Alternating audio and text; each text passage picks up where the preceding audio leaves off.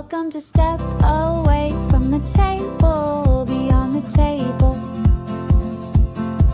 The podcast for pet groomers ready to start their next chapter. Let's explore what's possible when you trade in the grooming table for the freedom of virtual work.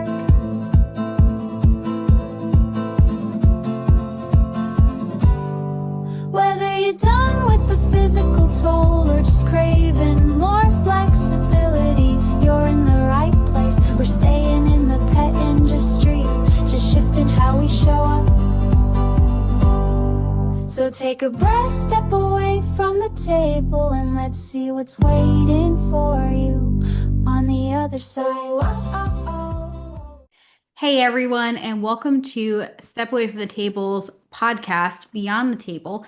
And we're going to be talking about different things today. But first things first, let me introduce myself. I am Riverly of the Savvy Groomer and Step Away from the Table. And of course, my amazing co-host Jess of Groomer Support Services, the system queen herself. Mhm. Whoop whoop.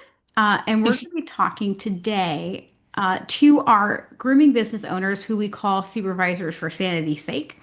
And we're going to be concerned about reliability and time zones for those VAs who are always traveling. Because I think especially when you are a groomer and you have to be home, there's a lot of things that go into that. So we're going to let you know what you should know about those VAs that are constantly traveling and maybe things that you've never thought about. So, Jess, as a VA who does help a lot of supervisors who are grooming business owners, can you, Mhm. by telling me things like, maybe do you feel like sometimes that those supervisors feel like you're kind of irresponsible traveling, like maybe a little bit of Mhm. jealousy? What do you think is Mhm. going on a little bit under the hood of that? Lots of support, like I feel like they're my cheerleaders that are like, yeah, do your thing. And that goes hand in hand with I prioritize transparency with my supervisors and from the get-go. Like if this is not going to align with how I work, it's just not going to work. Similarly with like they all know like I don't work on a set schedule. I pop in when I do, and that could be regular set times pretty much like 80% of the time, but not always. So yeah, there's always been support for me. I've had no issues with it, and I think just the main part is just letting them know ahead of time that I'm traveling, just as a heads up. And you don't have to do that, especially if you relocate or traveling is just a part of your lifestyle and that's your norm. Totally fine. It's just about setting expectations, I think, and making sure they're aligned. Values. Absolutely. I Mhm. do think that it is a little bit more, and I hate to use the term old school, Mhm. belief that traveling is this very irresponsible lifestyle. Mhm.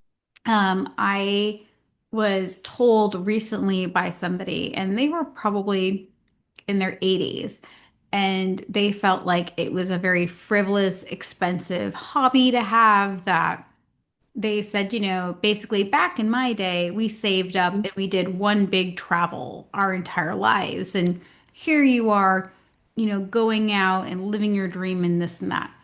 And I thought it was such an interesting perspective. And most of our supervisors are not going to be in that higher age bracket. I'm Mhm. sure there are people out grooming in their 80s. If you are, good on you.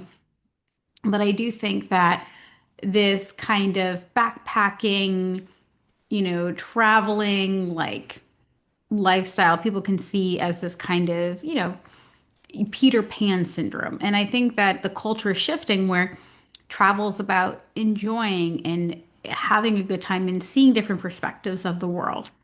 And so Mhm. it is really important, of course, if you're a business owner to respect that those people are living that lifestyle.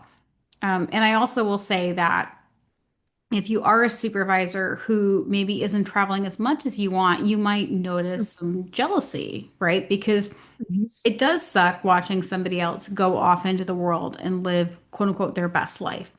And maybe Mhm. you feel trapped in your business. And what I will challenge you is maybe in your grooming business, it's important for you to hire a VA. That way you can do more travel if that's what you want to do by being able to Mhm. offload some of those things. maybe have either a business coach or a really good systems queen, cough, cough, Hmm. go through to see where maybe we can tighten up your scheduling, Hmm. or maybe create a membership. I have one student from the Savvy Groomer, not a VA, but a grooming business owner, so a supervisor. And they actually only work grooming 2 weeks a month. And so they can do that. And they generally compete at trade shows and things like that. But you can do whatever you want in your grooming business in order to travel if that's what you want to do as well. So don't feel like you're trapped, or you can also work on growing this business in a way that you can be a more hands-off business owner. So if you're finding Hmm. that little pang of jealousy or feeling like, oh, they're Peter Pan, they're not responsible, that's some inner work that you may need to work through on your own. That's really beautifully put. Totally. I personally prioritize travel quite a bit. Something I've always wanted to do. I'm in the position that I can right now. My partner and I made that a priority for our goals. So to be able to align my career and still be able to be passionate about what I do and to be able to travel is really beautiful. And again, reiterating what you said, but my passion is also to be supportive and give groomers, the supervisors, my clients, their time back, reclaim time, and um, that means everything to me. But with that being said, it should be noted that when you're looking to hire a groomer VA, you should be asking them these questions because maybe some are more prone to travel, some not, and um, you just want to make sure you're on the same page. And does that affect your business? So, Yes. I was thinking about a couple questions maybe you might want to ask if you're interviewing a Yes. groomer VA. Are you going to share, me speaking in the terms of the supervisor, to a VA? Are you going to share with me when you'll be traveling, and how does that affect my service? So I told you guys that I let my supervisors know up front from the get-go, and also when I am having some international travel, that would be a little bit more not tricky, but more work on my end, a little bit different, and how that affects them. So I do that. I think it's important to have transparency. Okay. Um, and then maybe another question, how quickly do you typically respond to messages? So, this this doesn't even necessarily regard to traveling at all. It's just like how quick are your responses? But certainly traveling and time zone differences um, do make a big impact on that question. And it should be noted if you're feeling anxious as a supervisor about creating a quick response, then maybe a traveling VA may not be the person you're looking for. Um, but I also think that has to be examined as well because we are in that quick answers society, and I don't think that's necessarily healthy. I've learned from River about creating boundaries and having what should we call it?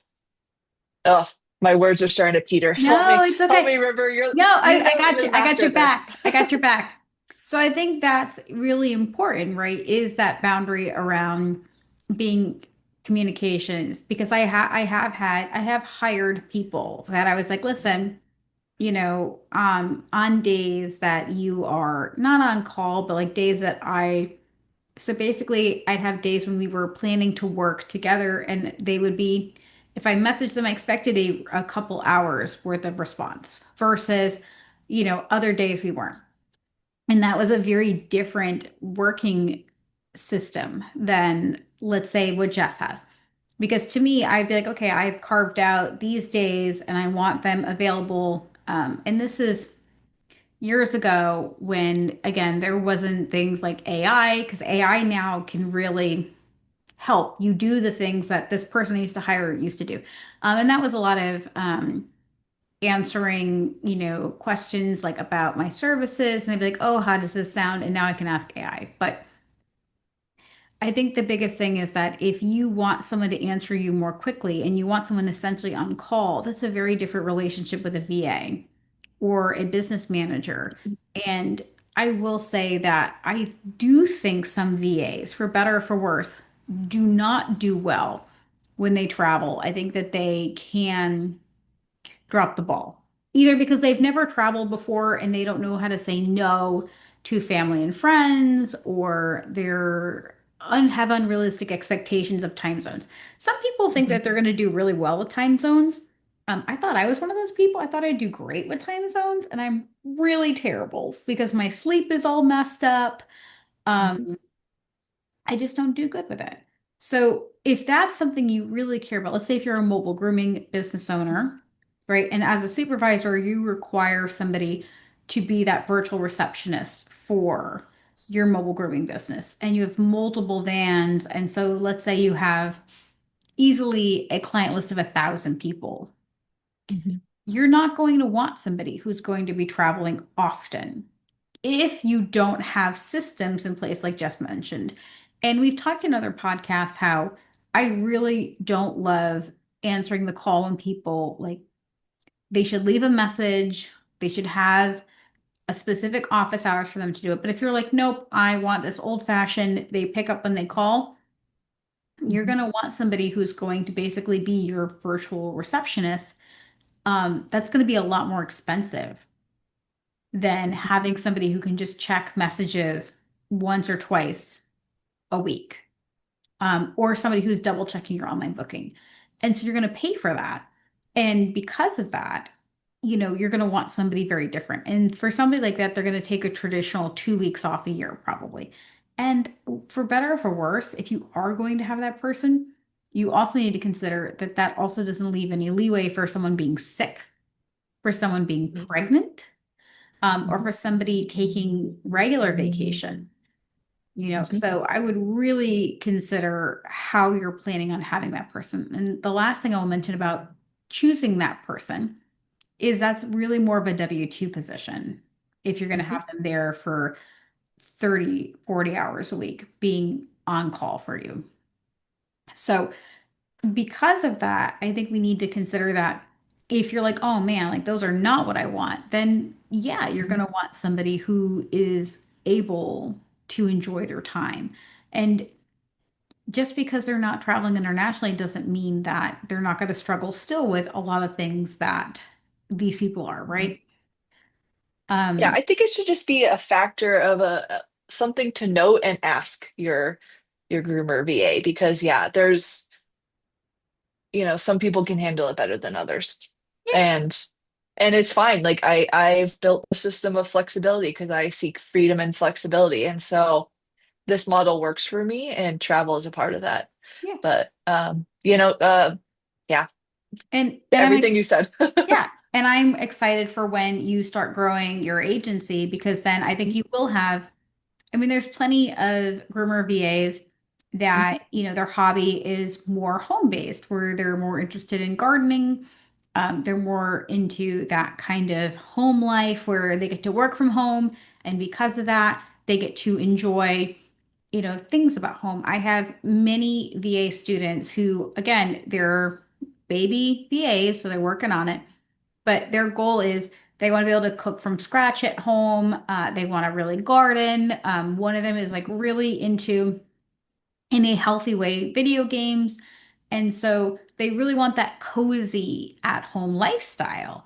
And Mhm. so for they might be a better fit, but just the same as like groomers, right? Grooming VAs are Mhm. going to have different life, they're going to have different skills as well as different goals in life. And Mhm. if you're going to be, as a supervisor, you need to ask yourself honestly, I'll be very honest.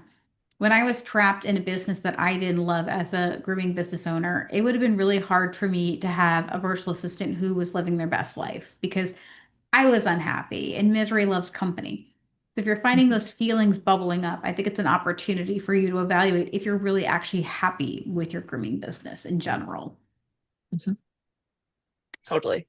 But hopefully, if you're working with me, you're getting a little bit happier and more Well, time. and I think that's where again, when you're hiring these people, right? And again, you're Mhm. asking them, you know, how best to help you with systems like for you, right? And I know we're going a little off topic here, but if you're hiring someone who's always traveling, you can ask them, okay, how are you able to travel? Like, what can you do for my business to really take the pressure off of me? and Mhm. simplify my business as a grooming business owner, that I can either travel more or I can even work less, right? Or maybe I can groom more dogs now so that I can work towards earlier retirement, or I can do a price Mhm. increase. I think there's so many ways that VA, if you're noticing jealousy and you want to live a better life, that VA can Mhm. be such an asset to you. Mhm. And to note as well, if you're working with a agency, then they typically will have coverage for anybody who's off. So if anyone calls out sick or is traveling, that's not even a factor because it's a system built with many people within it. Yeah, and I think especially for us as groomers, right, we forget that people need time off. I think if you're a grooming business owner, I think a lot of us are, we don't call in unless we die, Mhm. which, is, you know, kind of a recipe for disaster, but I get it. Yeah. Listen, I'm one of those people. Like I've Yeah. definitely I had a Yorkie bite my hand and I couldn't close my left hand, and I definitely groomed around it. It was fine, you know. I love the stories where we're like, oh yeah, like I had like, I sliced my hand open, but I finished the day and then I went to the hospital. It's like, what were you thinking? Yeah, I really see that changing, but it certainly was a thing we did. That's true. And, and I think this, and we can talk more about questions, but I also think as a supervisor, you guys that are listening as grooming business owners, I think it's important to ask yourself why you want to hire a grooming VA, right? Why am I hiring someone to take these things off my plate? It is so that you can learn how to relax and learn how to enjoy life. And Mhm. so it's super important for you to not be that kind of I come in unless I die, because that person is going to allow you to be sick, right? The VA is going to allow you to do those things. So, Mhm. one thing I would ask you, so if I were to hire you, Jess, I think I would definitely ask you about what hours do you work? And I think you, for the most part, are really flexible. So if I was a grooming business owner supervisor, said, hey, Jess, like what are your working hours? And do you have, if you're traveling, like what happens if you can't work? What would you tell me? Hmm. Yeah, so, the current model of which I work and I can speak on is I tell my clients you can guarantee that you'll hear a response from me and work will be done within 24 to 48 hours. And personally, just because of my lifestyle and my previous workaholism, you'll never see me into 48 hours. Yeah. But if I'm sick, if I'm not feeling it, like I honor that and I sometimes will let them know, sometimes not. Again, my subtle like, hey, I'm busy, don't expect anything from me. That's my Slack icon of my alert away message. Like they're like, oh, there's a little airplane next to Jess's name. Oh, she's traveling today. And it's my working hours are non-existent. I work when I want to because I value freedom and flexibility. But I am proven to follow through always, and I'm reliable. And I think that's takes a little bit of a trust fall. And you can look at my what people have to say, my testimonials. Everyone is quite happy who I work with that arrangement, but that's what it is. Yeah, and I think if you're a grooming business owner, a supervisor listening, that can be really jarring, right? To hear Mhm, someone say that, because the idea of not having everything scheduled, and because we have an industry full of appointments, right? mhm, And I think that sounds crazy, but what you have to remember is as long as this person is doing the work you've asked for, it's not really any of our business what times those VAs are working. As long as they get things done within the timelines that we've set, mhm, and ultimately, if you're noticing something come up in your body about mhm, someone saying, if I'm sick and I'm going to honor that. I think some of us as grooming business owners might feel like, oh man, like, because again, we're so used to that grooming industry that is groom till you die, you go in mhm, anyway. And it's a great opportunity for you to grow with your VA and say, you know what, I would want this for my VA. I should want it for me. Um, I think And that's as well as, sorry to interrupt, but it's just like a part of my system building as well as like we rely more on communication with the supervisor's clients in a way that also sets expectations on them. Like they get the same, you'll hear from us in 24 to 48 hours. Away messages are always on when off hours. We have online booking as the primary form of getting an appointment. If you want a message, the booking line to get an appointment, no problem. You just may not hear back for a little bit, and that's totally fine. Again, there's the option of open 24/7 online booking. Like and accepting through online bookings fairly straightforward. So it's not too difficult. And I just want to say, like, people like myself, I think have a lot of benefit because, we understand the chaos of grooming, and that translates to life. When you're traveling, life is chaotic. And amongst that, I'm not really freaking out because I'm flexible and creative and resourceful, and I can kind of manage whatever. Now, that's me. And not everyone's like that. And some yes, people, when they should not work when they travel. But for me, I take that as an enjoyable part of what I do. And it fuels me. I'm a better worker for having the creative outlet to be able to explore the world and fill that novelty that I seek. Like if I were working from home most of the time, which I do right now, but like, I go out mini trips all the time. My weekends are kind of um I do have I always take Sunday off. Bart, I don't check my phone. Everything is off. At least that, sometimes I'll take another day off. But you have to think about that as well as like, what? You only take one day off? Well, I some days only work 45 minutes. right, So it's a completely different way of life. So yes, as the supervisor listening to what I'm saying, like, how do you wrap your head around that? It's right. different, but It's it's so different. beautiful. It's beautiful and it's collaborative. It's in like biology where you have the little birds that sit on the buffalo. It's what's that called where you're like Symbiotic. it's symbiotic. Yes. Yeah, we are here to help free up your time. Our time is basically freed up given our freedom and flexibility we've created in the way that I have. Everyone's Right. different. And I think that's what's beautiful. And I actually think that's an upside to somebody that travels a lot or maybe has like a more nomadic Mhm. VA business is that person must be organized. That person must be resourceful. That person must be able to figure things out because, again, if that person goes away and things fall apart, they're not going to have a business. So if you're a supervisor listening to this, this person has to be able to move and groove versus somebody who maybe is always home. And if things don't pan out, that person can kind of use that as a crutch more so. And I'm not saying there's anything wrong with that, but it really does lend itself to a much more resourceful virtual assistant and a happier virtual assistant if that's what they love to do. And again, if they love to stay home and garden and they travel, they might be more unhappy. But if you really want to see the world and you can do a good job for that supervisor, I don't see anything wrong with that. Mhm. Yeah, beautiful. Endpoint. Love it. Bam, bam. We are So, awesome, basically, is what River is saying. I really think there's such a win-win. And I think it honestly, for those people that are the grooming business owners, our supervisors who are feeling maybe nervous or, again, I don't want to use the word jealous because I think that's too strong. I think it's just bringing things up for you, and it's a great opportunity for you to explore that.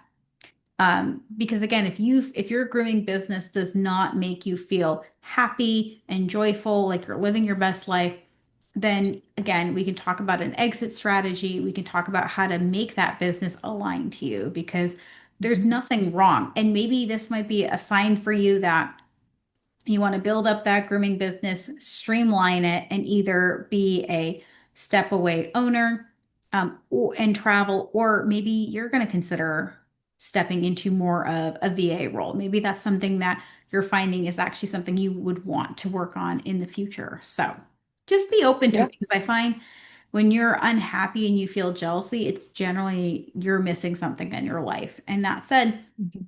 you know, there's nothing wrong, if Jess wants to move internationally, and as long as she's doing her work, that's all that matters. Um, on the flip side, if you're hiring somebody who is irresponsible when they travel, just fire them. You know, just just fire them. It's not worth it. Um, not everyone is designed to travel full time. It is very difficult. Um, if you are disorganized or if you are not resourceful. So, Totally. I told my husband, I was like, I'm doing a podcast about us traveling and working. What are your perceptions of me working while I travel? And his response was, well, it'd be better not to work. And for some people, that's the thing. But for me, I'm like, oh no, like if that's the cost of 1 to 2 hours of my work of my travel days to be able to live the life I want to live day to day, even when I'm home, worth it. To be able to travel at all, worth it? well, and I will touch on that. I agree. I don't mind obviously working when I travel. But it's so interesting how many people act like it's a grave sin Mhm. to work when you're traveling. And I think to me, and it's important for you guys too, as supervisors, right? Grooming business owners. I always say there's a big difference between a trip and a vacation. Okay. Mhm. Because I can work on a trip because that trip I'm exploring a place, I'm engaging on it. And for me, a vacation is I'm unplugging and I need time to just relax. And you may even want to ask your grooming virtual assistant and you can tell them like, listen, a trip is somewhere you're going, you're engaging and you're working, and a vacation is time when you're not doing anything. And you can ask them and say, listen, if you're going on a vacation, can you let me know? That way we can plan who's going to take that over. Or if you are going to go on a vacation where you're going to completely unplug from work and you're not going Mhm. to be working for me, are they then going to hand it off to somebody else? Or are they expecting you to pick up the slack?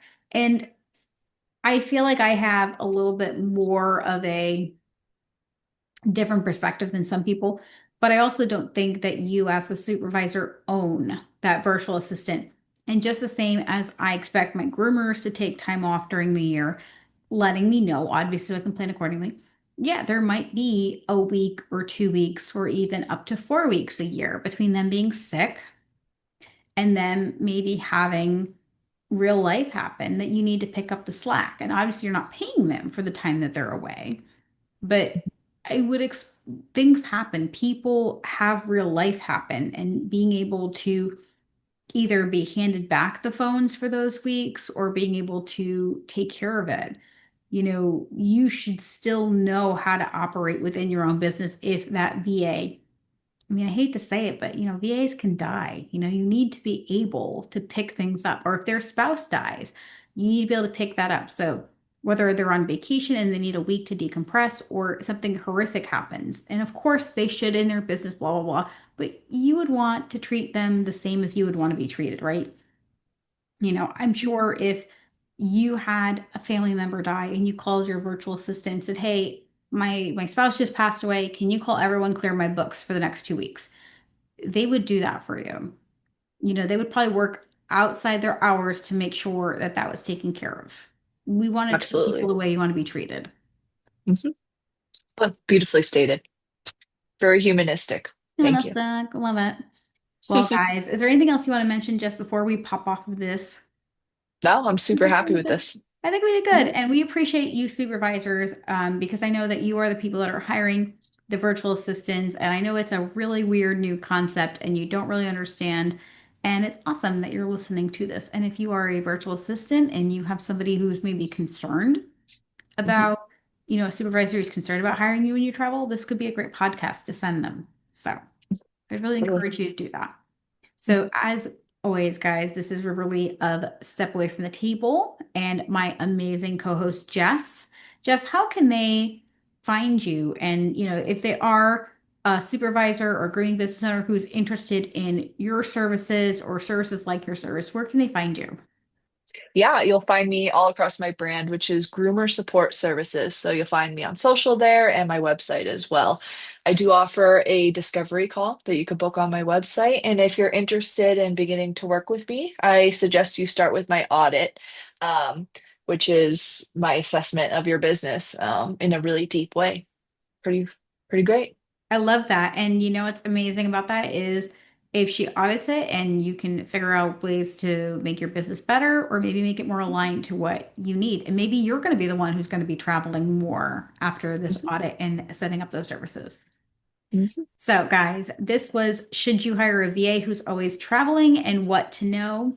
So, thank you so much for being here. We always appreciate your viewership. And as always, guys, happy grooming. Cheers. Thanks for joining me on Step Away from the Table, Beyond the Table. If today's episode sparked something in you, don't forget to follow, share, or leave a review. It helps more groomers like you find their next step. You don't have to do this alone, but you get to do it your way. Until next time, take a deep breath and keep moving forward.